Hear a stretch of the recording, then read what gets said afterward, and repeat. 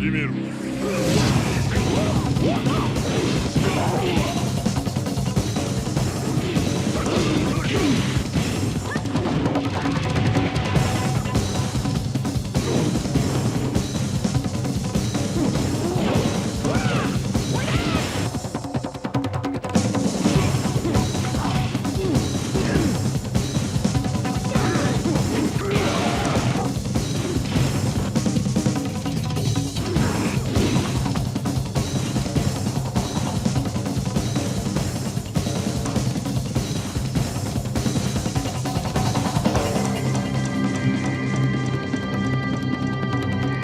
生きておったのか。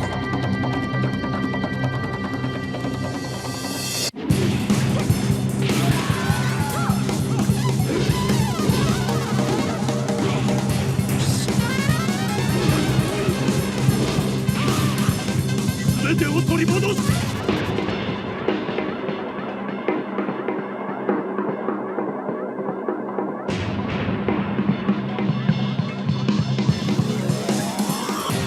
俺は死んだはず。切り札はどちら。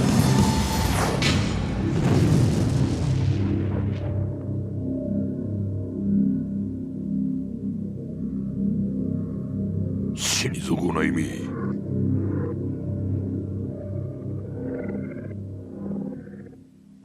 What is going on, everybody, and welcome back to another episode of Izzy's Retro Video Game Reviews. And on today's episode, I'm going to be taking a look back at one of my favorite entries in the Tekken series. I love the Tekken series as a whole, but this one in particular is one of my favorites, and that, of course, is Tekken 4.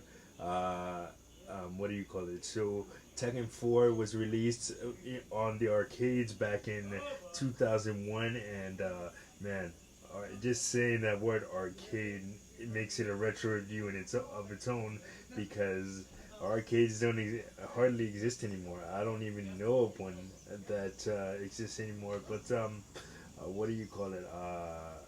Yeah, so it was released in arcades back in June of 2001, and then later on, about a couple of about a year later, no, a year and a few months later, it was imported over to home console, specifically the PlayStation 2, in September of 2002. And I remember, like I said, I'm such a huge fan of the Tekken series, and I've played every single Tekken from its iteration to the eight entries in the main series and all the spin-offs and all everything in between. I just love Tekken. So I remember hearing about this, watching an episode of Monday Night Raw. They did a commercial for it, and I was like, wow, they got a new Tekken coming out, and what do you call it? And it was perfect timing for me, because I had just gotten a PlayStation 2 for my birthday in March of 02, so I was able to play it. This was the first iteration of Tekken on the next gen systems at the time. They were Tekken, for the majority of its lifespan, has been a Sony exclusive, but with the recent Tekken 7 and Tekken 8 and upcoming Tekken 8, they've expanded their franchise to the Xbox family of consoles, and which is good, because for everybody that wants to cross-play is a big thing now, and being able to play with your friends on other systems is amazing, and that's pretty much the future of gaming. But anyway, back to Tekken 4.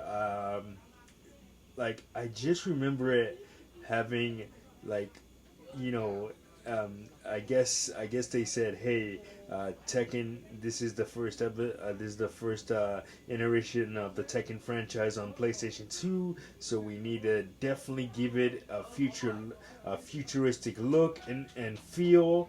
And that is exactly what they did with this iteration of Tekken.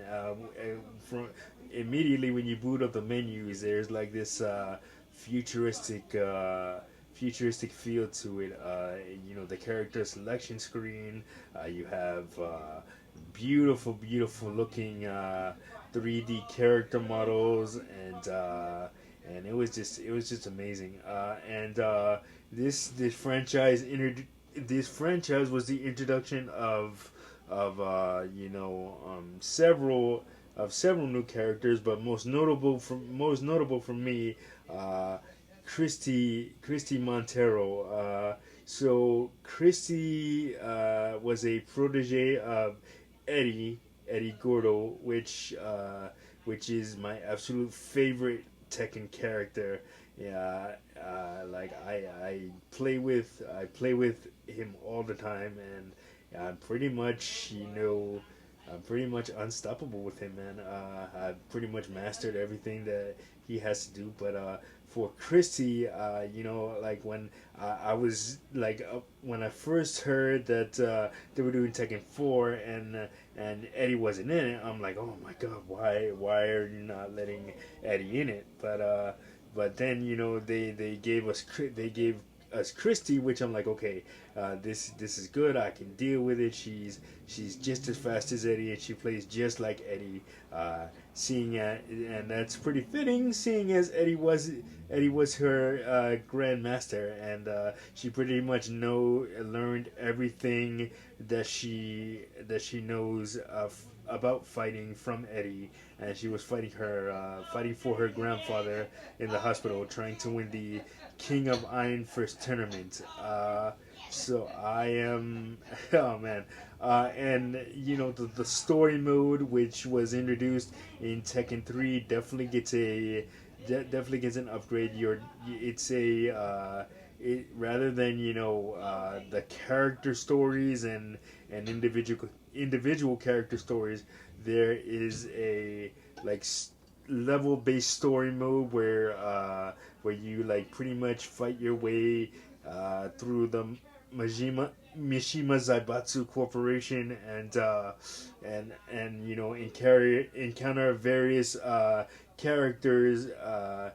Like every character in the game is a boss at the end of every level. So you're essentially it's Tekken. It's Tekken, all the fighting and everything like that, and but in a much more based story mode, which is cool.